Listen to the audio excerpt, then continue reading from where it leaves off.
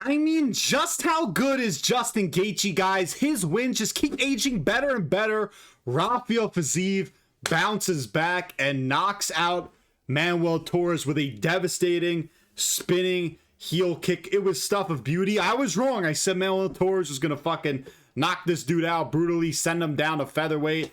Rafael Fiziev proved me wrong that he still fucking got it. And we're going to break down this fight and many more. And really what was a crazy card for UFC Baku. Starting off with the main event of Rafael Fiziev versus Manuel Torres, where early on, Fiziev was having a lot of success with his calf kicks, with his overall movement that were clearly bothering and compromising Manuel Torres. Torres, you could still see, I mean, this guy's got fucking giant hands. He's a freak. He's still hitting hard, landing his jab. I thought Fiziev did tag him once coming inside and made me think to myself, oh shit, maybe Manuel Torres is a little bit chinny and we're going to see, fucking Rafael Fiziev finish him. I didn't think it was going to go down the way that it ultimately did. But either way, Fiziev is mixing the grappling in the clinch. He's doing some clinch work. He's doing a nice job getting Manuel Torres with his back to the fence. And, I figured these guys are both kind of having moments, but then Manuel Torres lands a really stiff jab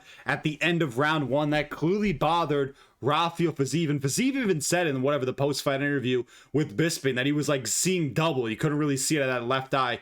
Manuel Torres, keep in mind, had never seen the second round in the UFC. It either been finished or finished everybody in the first round. As soon as the second round starts, he fucking dies. Fiziev throws up, spinning heel kick, drops him, finishes him on the ground. Round two comes and Manuel Torres fucking dies. Credit to Rafael Fiziev. I doubted this guy. I finally pick against this guy. I always pick Rafael Fiziev to win fights. I'm like, ooh, after the Roofy fight, maybe, it's like Fiziev's getting older and he should move down. He doesn't really have it at 155. He doesn't have that pop. Well, he comes out here and gets one of the best KOs of the year against Manuel Torres, against a guy who is a very dangerous lightweight prospect. Fiziev calls out Charles. Listen, Rafael, I love you. Charles is taking you down and popping your head. He is submitting you in one round. I think Fiziev versus Dan Hooker, Quillen Salkill, somebody like that could make a lot of sense because clearly he has no reason to go down to 145 anymore. He looked fucking great tonight. I just heard that was a ghost. That was the ghost of Rafael Fiziev or Manuel Torres touching me right there. Something brushed up on my foot. But Manuel Torres, I don't really know what you do with him next. He's still very young, still has plenty of time to improve. I just think, just maybe get better footwork. I don't really know what Manuel Torres just needs he'll improve over time. He's still early on in his career.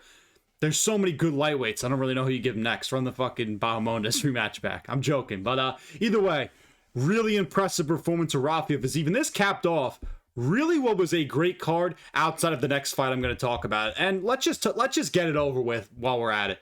Shara Bullet versus Michel Pereira was about as low level as it gets. This is your average unranked middleweight fight. A lot of people want to shit on heavyweight, light heavyweight for some of the low quality of fights you'll see there.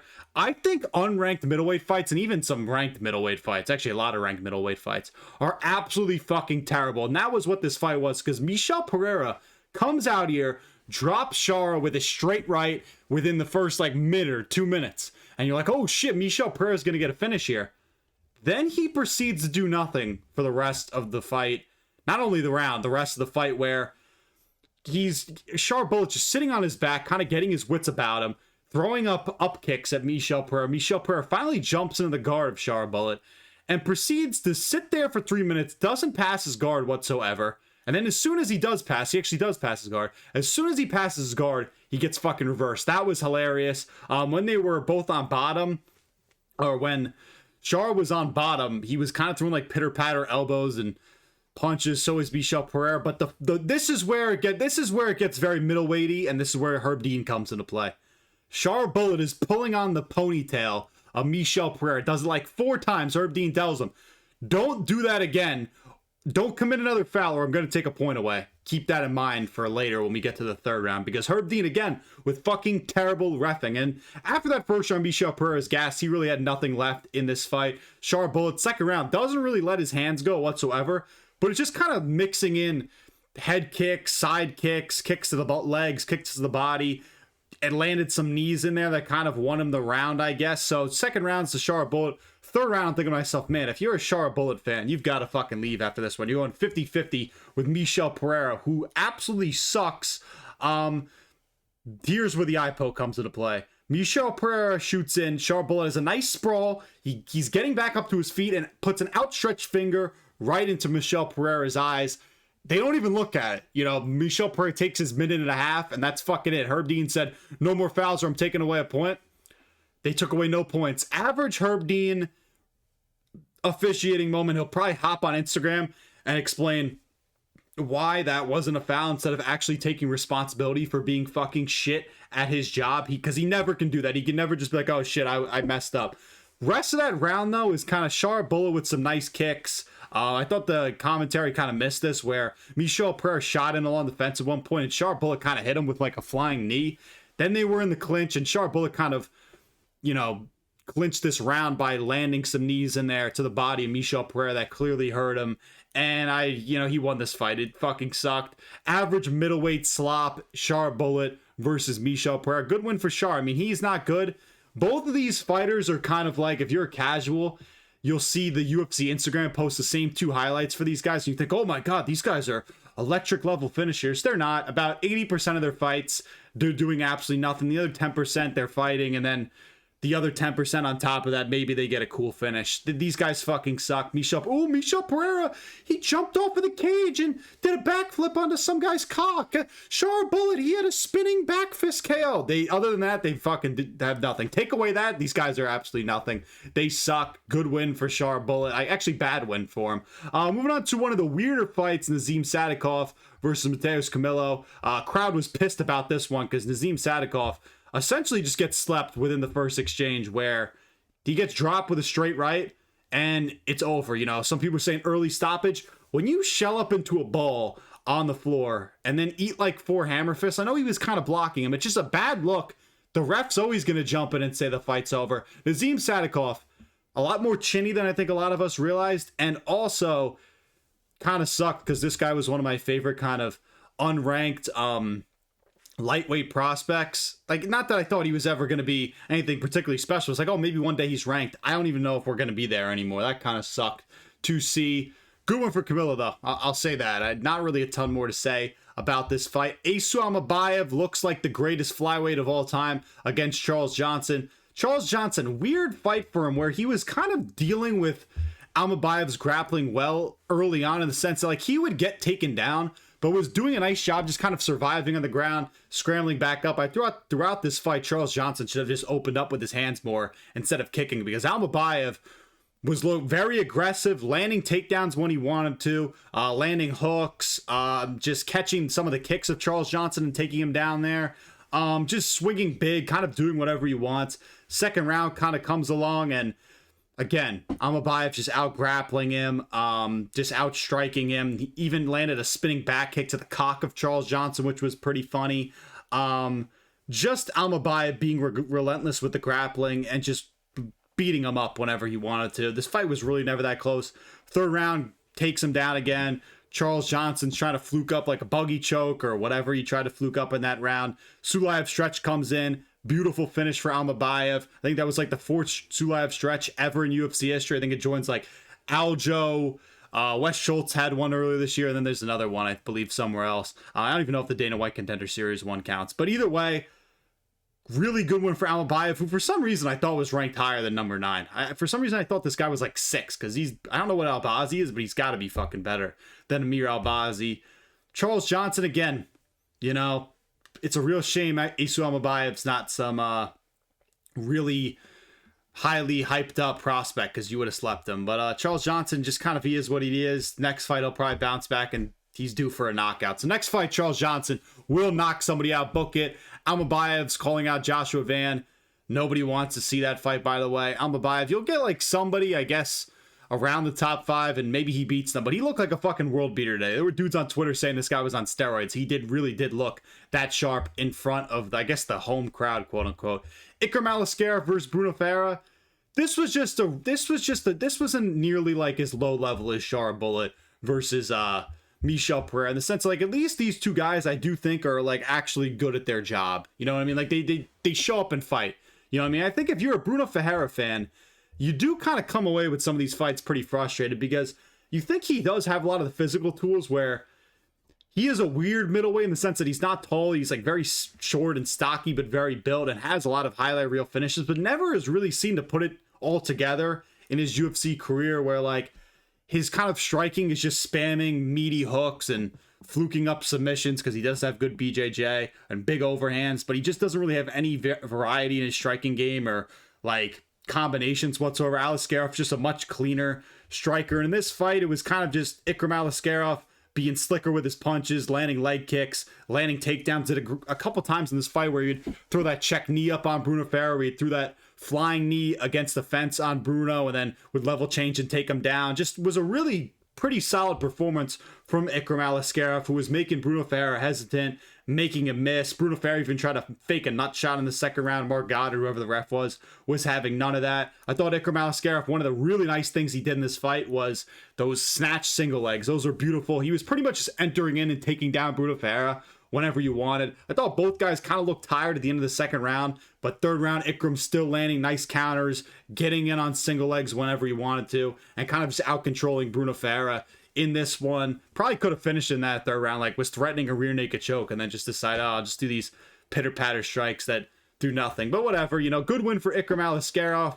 Bruno Ferreira, I just think, his title run has died. Ikram Aliskerov, good win for him over Bruno Ferreira. And then we had so many middleweight fights, Jesus. Abus Magomedov versus Michel Pereira. Listen, this is not shocking at all in the sense that, like, I picked Pereira to win this, but Abus Magomedov is so much more talented than him. I just couldn't pick a guy who has a round of cardio. I was like, as long as this gets to the second round, Pereira should win this one. But Abus looked really sharp, getting Michel, on the fence with a nice uppercut, like stunned him early with that. Was doing nice work in the clinch with knees, and then wobbles Michel Pereira really bad with an elbow, follows up with some big punches, gets him to the ground, snatches his neck up with the guillotine, and wins this one. Calls out Israel Adesanya. I do not know who's asking for Abus Magomedov versus Israel Adesanya, but maybe it happens because I do think Abus Magomedov has top 10, top 5 talent in the division. He just has zero cardio whatsoever. If he can if he can ever develop 3 rounds of cardio, he's going to be a fucking problem because he does have a lot of the tools, the finishing ability, the skills to be really good. I just think he's destined to forever be a guy who's either the back part of the top 10, like the top 15, the back part of the rankings, or just outside. I just think that's what Abus Magomedov is. His next fight, whenever that could be, if he's looking sharp in the later parts of round 2 and round 3 and wins, then we're fucking talking about the Abus Magomedov 2026, 2027 title run. Also, Michel Pereira, one point on him. I feel like pre-fighting nerds, I saw this from somebody out there. I think he used to go up to the body more and, measure his, there was more variability in his striking, and since he's gone to the fighting nerds, it's not really there anymore. I was kind of a big part of the Michel Pereira, this guy's going to be ranked. This guy's a bit of a problem for middleweight. Never thought he'd be champ, but I thought he was going to be pretty good. I think that's kind of died out with his last couple of fights where I just really haven't liked his performances. But good win for Abus Magomedov. Let's talk about the prelims because a lot of fun ones here. Farman Hasanov just with a beautiful wrestling dominant performance over Eric Nolan, where I think he broke the takedown record for most takedowns landed in a UFC fight in welterweight division history. Just looked really good. There's not much more to say. A lot of mat returns, slamming Eric Nolan down. The one thing I could say about Eric Nolan is that I guess he showed decent scrambling ability, at least early on in that fight. He got cut up early in round 1 when Hasanov had him on the ground, was landing some elbows. Hasanov started to kind of gas out in that second round, but it didn't really matter because Eric Nolan was also gassed out, where I thought Hasanov, even on the feet, was landing his jab and hooks when he wanted to at Eric Nolan. I thought there was a chance for Eric Nolan to maybe win this fight, but just couldn't defend a takedown. It was also insanely gassed. I'm not saying it's necessarily his fault that he was gassed. When you're dealing with Farman Hasanov just continuing to shoot in on you, you're probably not going to win. But just really nice win for him. Landing takedowns whenever you wanted to. If you can fix the cardio, problem, then he's going to be a real force. Anybody better than Eric Nolan might have won this fight and fluked up a knockout. But also one thing, actually, before I forget this, even in that third round when there was a lot of standing, Hasanov was kind of piecing up Eric Nolan with his jab. So that's another thing I want to point out. And I forget if it was Felder or Bisping, whoever said this. They're like, man, this guy's like a Merab. And I'm thinking to myself, Farman Hasanov doesn't have fucking nearly the cardio of Merab. Yes, is he shooting a billion takedowns and landing them, but he doesn't have nearly the cardio of Merab. But good win for him in his debut. Eric Nolan, you know, whatever. You blinked and this fight was over. Rakhman Yakhyayev put his right fist on Julius Walker's chin within 4 minutes and finished him. That's what this fight was.